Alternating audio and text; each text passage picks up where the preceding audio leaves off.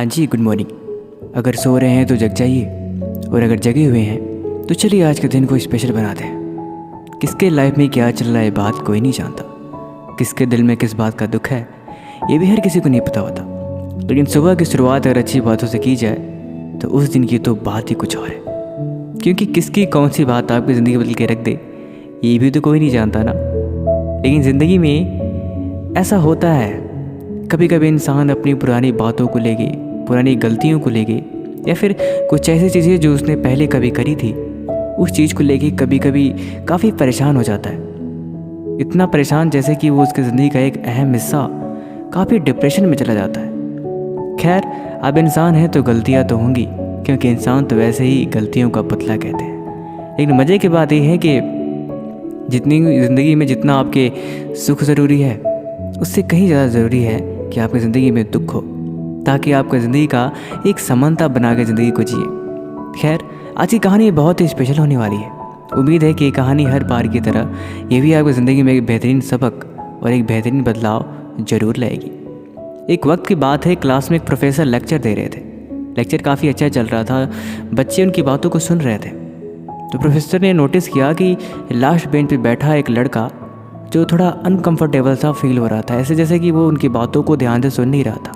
वो काफ़ी परेशान सा लग रहा था। प्रोफेसर ने कुछ नहीं बोला। क्लास ख़त्म होते ही उस लड़के से पूछा कि क्या बात है, तो लड़का कुछ नहीं बोला। प्रोफेसर बोले, ठीक है, क्लास ख़त्म होने के बाद तुम मेरे ऑफिस में आओ, तो मेरे को तुमसे बात करनी है। लड़का बोला ठीक है। लगभग क्लास ख़त्म हुई, थोड़ी देर बाद वो लड़का गया तो बोला प्रोफेसर से कि बताइए क्या बात है। प्रोफेसर बोले कि अभी मैं फ़िलहाल बिज़ी हूँ, एक्चुअली तुम कल मेरे घर आ जाना। वो लड़का डर गया कि क्या बात है, कि क्यों बुलाना चाहते हैं हमें। खैर, शाम हुई, वो लड़का प्रोफेसर के घर गया तो देखा भी कोई था नहीं।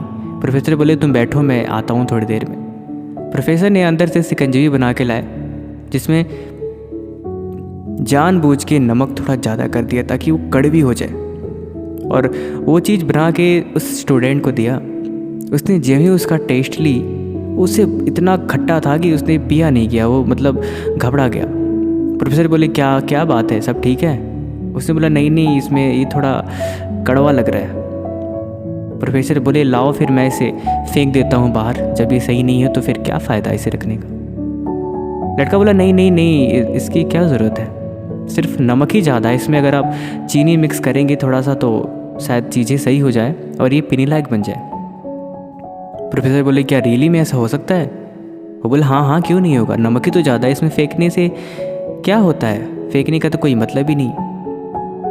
प्रोफेसर बोले एग्जैक्टली, मैं भी तुम्हें यही समझाना चाहता था।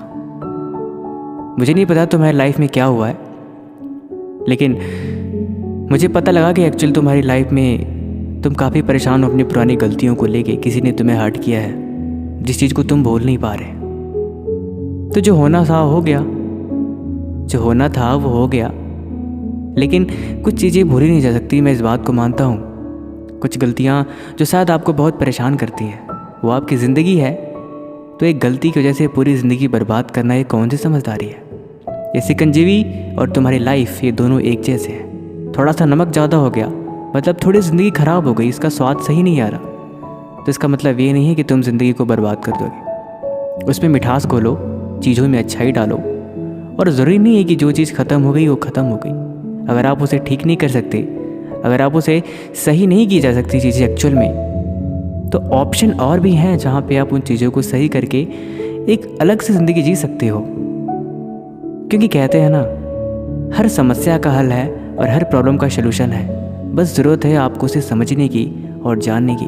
हमेशा चीज़ों को परेशान होने से कोई हल नहीं निकलता। गौर से देखेंगे तो ज़िंदगी बहुत लंबी है, हर एक पल में इम्तिहान है, हर एक पल में दर्द है। लेकिन फ़र्क ये है कि जो इस चीज़ों से लड़ना जानते हैं वो हर हाल में कोई ना कोई हल ढूंढ ही लेते हैं। क्योंकि किसी ने बड़े कमाल की बात कही है, ज़िंदगी में हर पल में खुश रहने के बहाने ढूंढो, क्योंकि दुखी और उदास रहने के बहाने तो हर पल कहीं ना कहीं से मिल ही जाते हैं। लेकिन छोटी छोटी बातों में खुशी ढूंढो, जैसे भी हो अपनी ज़िंदगी को खुशहाल बना के रखो। क्योंकि इंसान आजकल अगर कोई महंगी चीज़ है तो है खुशी। जो शायद एक पैसे वाले के पास भी खुशी मिले या ना मिले, लेकिन खुशी का अक्सर पैसों से या फिर दौलत शरों से कोई ताल्लुकात नहीं होता। हैप्पीनेस एक फीलिंग है और ये आपकी लाइफ की रियलिटी है। इसीलिए जो ज़िंदगी में खुश हैं, जिनके पास हैप्पीनेस है, उन्हें ज़िंदगी में और किसी चीज़ की ज़रूरत नहीं होती। खैर, आपको क्या लगता है, आपने इस कहानी क्या सीखा, हमें कमेंट बॉक्स में ज़रूर लिखें। और आपकी हैप्पीनेस कौन है और उसका वजह क्या है, ये भी कमेंट बॉक्स में हमें ज़रूर बताएं। तब तक मिलते हैं हम आपसे अगले दिन सुबह के 8 बजे। Thank you so much. Have a nice day.